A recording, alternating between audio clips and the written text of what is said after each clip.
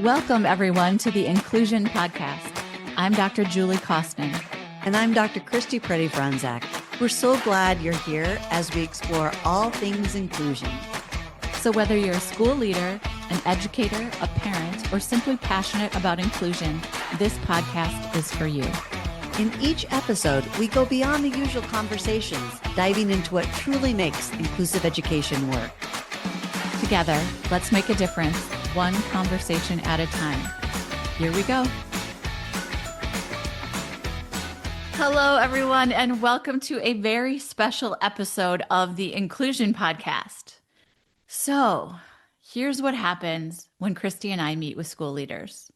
They often say to us, we believe in inclusion. But then we look closely at their schedules, we look at their service delivery maps, we look at their practices, and the system itself tells a different story. The system basically says, we don't believe in inclusion. So today's episode, what we're doing is we're sharing 7 simple indicators that reveal whether a system is truly inclusive or just trying to be, or just hoping to be, or just wishing it was inclusive. And along the way, we're going to share exactly what leaders can do to support a truly inclusive system. Yeah, so we love this episode because we get to talk about kind of the bigger picture. And Julie, I thought we could, before we dive into the 7 indicators, we should probably tell people a little bit about where this came from. And so it comes from our book. Of course, we're going to link to anything Julie and I reference in the show notes for this special episode. But just to back up for a minute, along with several of our co-authors, Julie and I wrote a book, The Way to Inclusion. And it has 7 chapters and it has 7 milestones. And then we realized it has at least 7 barriers, right, Julie? 7 ways that, like, we love to be strength-based and positive, but it was like, oh, we can actually see where you're not inclusive by these 7 indicators. That's right. That's right. And so these indicators, when we get into them, are kind of written in this form called, you know, you're not inclusive if. So I think it's going to be really fun for folks to even get out a piece of paper and just think about each and every one of them as we go. So as Christy said, this comes from our book, The Way to Inclusion, How Leaders Create Schools Where Every Student Belongs. And if you don't have that book, I think it is a really, really useful piece of writing that is simple, to the point, and it's just made for school leaders who want to create a more inclusive school system. And if you do have the book, go grab it now, because each of the 7 indicators we talk about in this episode will align with each chapter. So it'll help you out. So let's do a couple, Julie, and then we'll talk about what the download is for this episode and things like that. Okay. So 7 ways to know your school or district isn't inclusive. So you know you're not inclusive if you were to ask 5 leaders in your district to define inclusion, and they would all do it in absolutely different ways. I was teasing Julie yesterday because we have this slide. I don't know, Julie, I don't even know what year you created it, but at the time of this recording, you and I have been together for 6 years. So It's at least 6 years old. And she has this slide that's showing service delivery. And it's in the before phase, there's this image on the slide that says inclusive classroom, or teachers that are doing inclusion. There's some little thing. And we always say, hey, people, what's wrong with this picture? If you see, kindergarten, first, second, third, fourth, fifth grade, unfortunately, you still see these pull out self-contained rooms. And then you see the inclusion classroom. To me, Julie, when people don't know what you mean when you say, what's wrong with this? Or when we keep seeing districts that say, we're inclusive, we have this inclusive classroom, or we have this grade level that's co-teaching, so we're inclusive. To me, that's the evidence of this indicator. Can you kind of bring that for people, like what I mean by that? Yeah. So if you have to delineate a classroom as inclusive, it means the rest of your classrooms aren't. And so you don't have full scale inclusion. It's like being a little bit pregnant. It's like you're not a little bit pregnant. You're either pregnant or you're not. You're either inclusive or you're not. And so in this particular, Christy's laughing.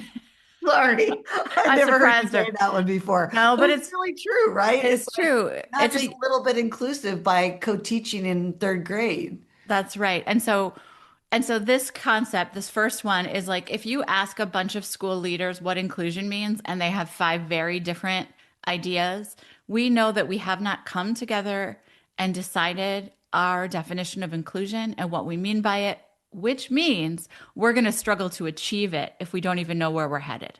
Yeah, and before we move on to the second indicator, because I know we don't want this episode to be, a 2 hour webinar like we usually do, Uh-huh. but the idea is that if you aren't clear on your definition, then your decisions will not be in alignment. You'll Yes. say, oh, we can be inclusive by having just one co-taught classroom and that makes us inclusive, right? So, or like we can look at our LRE data and we can say, we're doing inclusion better because we are at 48% or something like that. That's like Mhm. I'm 48% pregnant, right? I'm going to Right. use your analogy, which I'm Yeah. not going to do well about, but it's like I just think having inclusion be a goal is kind of strange, and or having a percent of how inclusive you are is kind Mhm. of strange. But anyway. Yeah, no, it really is. It's a mindset, it's a heart set, it's a skill set. Your systems would be aligned in every single aspect of it. So it's very important to have the conversation and get aligned with what the definition of inclusion is. Now, in the show notes, we will also put the definition of inclusive education that we offer as a starting place for you. You could take it, whole scale adopt it, and move ahead, or you can make tweaks to it for your specific school system. Okay. The second, you're not inclusive if is that students with disability labels have less access to general education classrooms, curriculum, or extracurricular life. So, Julie, let's give two examples. I'll give a pre-K or early childhood example, and then you can maybe give one even about cohorts or something. Hmm. Okay. So, this is indicator number two of you're not inclusive if. So, oftentimes in early childhood, 3-year-olds are in the most restrictive placements, partially because a school district has to serve three, fours, and of course, 5-year-olds who have qualified for special education under IDEA. Depending on your state, you may serve 4-year-olds, but it's usually still under an entitlement program of something under your universal pre-K, which I'm using air quotes and you can't see me because universal pre-K would mean everyone, not just 4-year-olds who meet some sort of qualification. So anyway, side note, Hmm. but that leaves out 3-year-olds. We don't routinely serve in most districts in the United States 3-year-olds who don't qualify. So that means it becomes very challenging, Julie, to find a least restrictive environment. It's actually not hard to find because you could use homes, childcares, Head Starts. They're easy to find, but harder for us to think about how do we deliver services and specially designed instruction because of a whole other host. So that's one example of if you know that because a child has autism or developmental delay and is 3, they will have less access to their community childcare or Head Start or even a faith-based program, then you're not inclusive. That's Yeah. my example. That's a good example. I'll take what I'd like you to do is just think across all general education environments. And so if you're teaching in a middle school and there is Spanish class, there's French class, there's AP bio, there's all these different courses. What you want to do is take a look to say, all right, if we have 12% of our population are kids with disabilities, then we'd expect in every one of those classrooms, we Mm. would have about 12% of our kids having disabilities. And I can talk a lot about why that doesn't happen, but essentially that's the test to say, hey, are we really, really, really inclusive? And if that's the case, you'd expect any. So if there's a school play, you'd expect 12% of the students to be in that school play of kids with disabilities. If there's a football team, if there's a dance, if there's, right, you play with this concept and say, hey, I cannot see kids with disabilities represented at all in X. And that's the place where you do some work to think about how do we make that more inclusive. And Julie, maybe you could just take that one step further because people Hmm. will say, oh, sure, students with disabilities can, have a coffee club or they can, you know, be Mm. in Special Olympics. Mm. You know what I mean? Like, Yeah. So, yeah. So, we're not talking about segregated things like um, a coffee cart where kids with disabilities travel around or the school adaptive PE. or adaptive PE. We're definitely not talking about that. What we're meaning is in natural proportions to students without disabilities. So if we're saying 12%, we're meaning the rest of the group are kids without disabilities. And I think that's a really key factor in understanding least restrictive environment because the goal is for students with and without disabilities to be together. So, Christy, when you say something like a coffee cart, usually those are run by kids with disabilities, maybe with a teaching assistant to support that. And that is highly segregated. Okay. So it's the opposite of inclusion. Yeah. Okay. And Julie, that makes me think I'll put some show notes about LRE episodes so that if Hmm. we've opened a can of worm with indicator number two, Hmm. people have a place to go. All right. Let's do number three. You know that you aren't inclusive if your vision statement says all students, but no one really can explain what that means in practice. In fact, we often see vision statements where we capitalize the word all, right? A Right. L L, All means all. all. But when we work with that school system, they go, sorry. We didn't mean the kids with autism that don't use verbal communication. And we're like, oh, because all to me meant all. Nope, we don't actually mean, and what they'll tell you who is not given access to general education content, curriculum, and peers. And so we've got to figure out what all means and how to make all happen. Yeah, so here's another quick way to ask the question, Julie. Hmm. If you say, "Hey, District ABC, how Hmm. many kids are in out of district placements, out of, Right. like or served by a regional entity?" Correct. Then you would be like, "Oh, we mean all of our students except for the 18 that we ship to or bus, sorry, bus Hmm. to." Hmm. So I think, there are historical realities about why we've done that in the past. But our argument is, and as you'll read in chapter 3 of The Way to Inclusion, is that this is another indicator that all doesn't really actually mean all, and you don't have a common or shared or public vision that is in alignment with your practices. You know, Christy, I'm really glad. I don't know, you said a word that made me think about this. And as I'm listening and thinking to myself, if I'm almost 98% of school systems listening right now, I'm going to go, oh my gosh, we're not very inclusive. Okay. Mm. That's step one is to realize that maybe when I thought I was inclusive or we were really inclusive, we're not as inclusive as we thought we should be. Now, this isn't the goal to feel shame or to feel like, oh, you know what, this isn't going to be our reality. It's to go, where do we start? Okay. When I think about our theater program, I can find no students with significant disabilities in our theater program. That is a place to start. And so when we reveal these things to you, listener, the goal is to say, all right, we can find then the places to make action happen, to create more inclusive spaces and places. So I love that, Julie, because this is where we can pause for a minute and talk about the download and additional ways to get support before we move on to the rest of the 7 indicators. Hmm. So I love how you said this is not a time to feel shame or say we're the exception or yeah, but or we have to do it or our IEP says, because like IEPs don't talk, but we hear that all the time. So Julie and I have an event coming up. It's a virtual event for leaders, and it's really built upon The Way to Inclusion, the book, and it's a book club.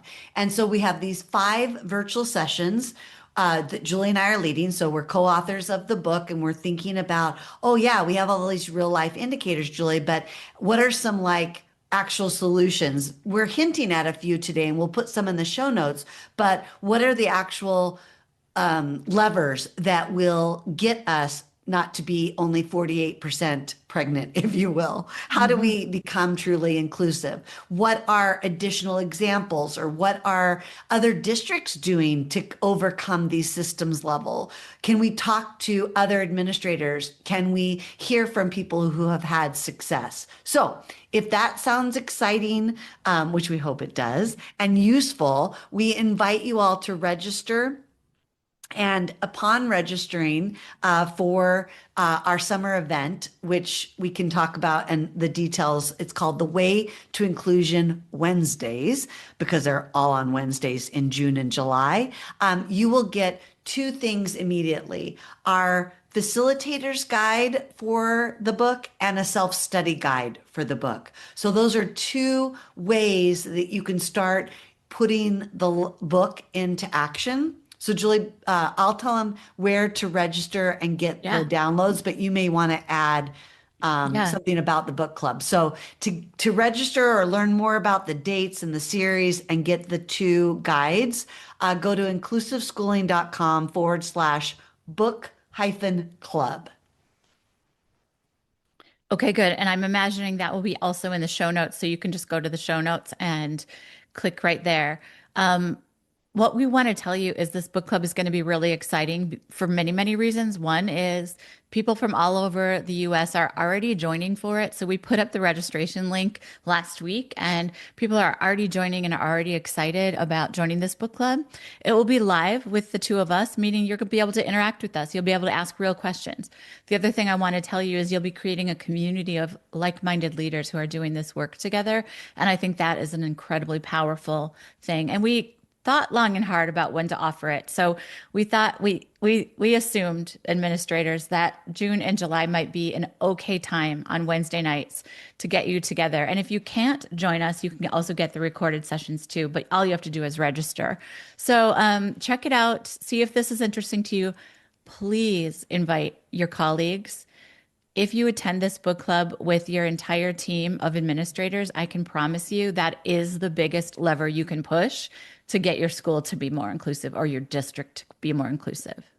Perfect. Okay, let's go on to number four, and we'll speed through 4 and 5. They're very similar, and then we'll finish you out with 6 and 7. Okay, 4 and 5. Four is, you're not inclusive if your school has rooms organized by disability labels. So you might even have an autism program. You might even have a behavior room. You might even have something that's a little bit more coded called a life skills room, and that's for kids with intellectual disabilities. And so essentially, we want you to think about not organizing rooms, spaces, and places by disability label, but instead thinking about the concept of natural proportions, meaning if 12% of your kids have disabilities, you'd want 12% in every single classroom. And And the then number 5, you're not inclusive if, when you think about where are your staff, and oftentimes, Julie, we hear we would be more inclusive if we had more, and it's usually more special education teachers, more paraprofessionals, more staff.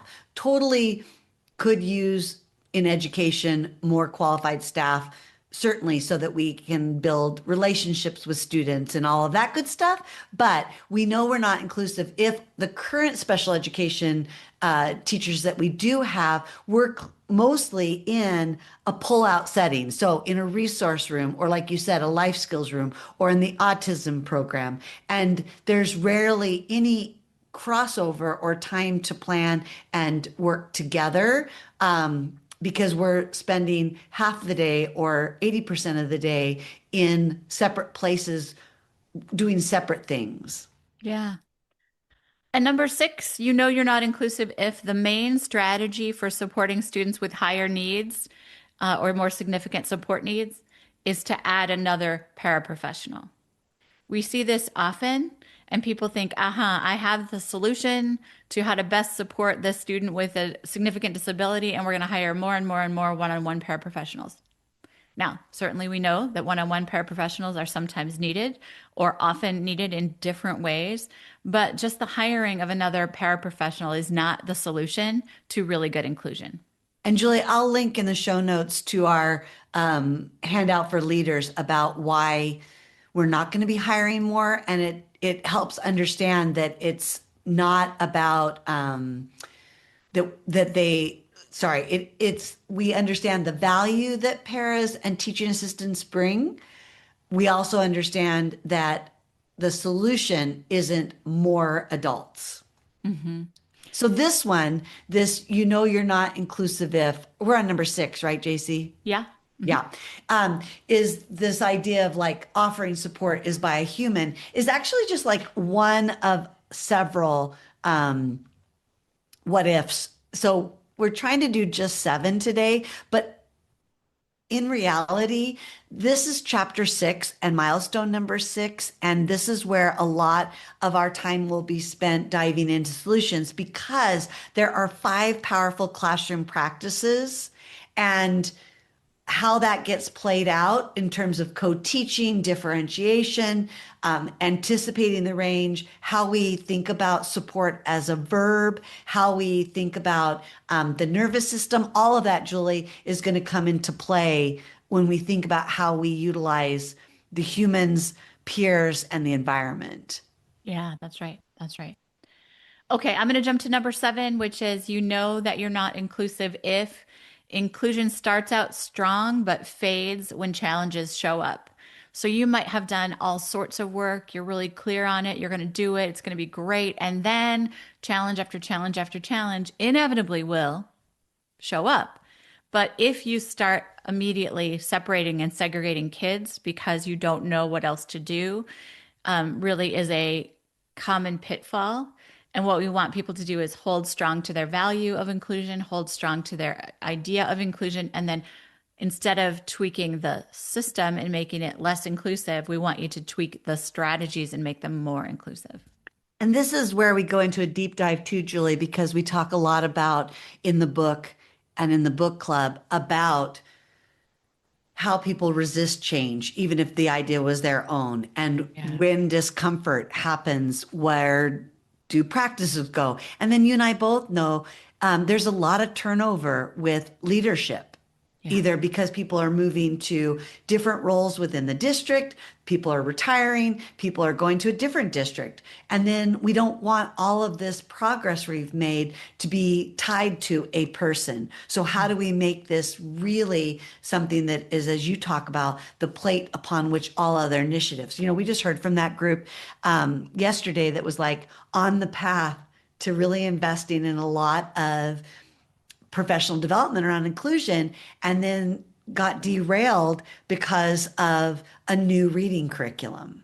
That's right. Yep. Yeah. And it's so disheartening to think about each of these things in such siloed ways. Instead, to say, hey, here's where we're investing. We're investing in all capital ALL students, and we're going to figure out how to make all reading curriculums inclusive. And so you balance any other initiatives onto the plate of inclusion. So, Christy, I just want to say to the listeners today, if this conversation is making you think, yep, that sounds like us, that sounds like me, that sounds like my colleagues, you're not alone. Okay. And that is exactly why we created the Way to Inclusion Book Club. It's a 5-part author facilitated by the two of us series, which is live, where we walk school leaders step by step through these milestones and go deep, deep into solutions. So you can learn more and register yourself, or better yet, please register your entire administrative team at inclusiveschooling.com/book-club.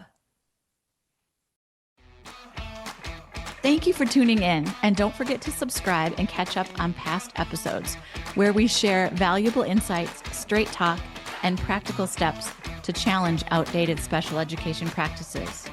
You can find every episode with the show notes at inclusiveschooling.com/inclusion-podcast to build more inclusive schools together.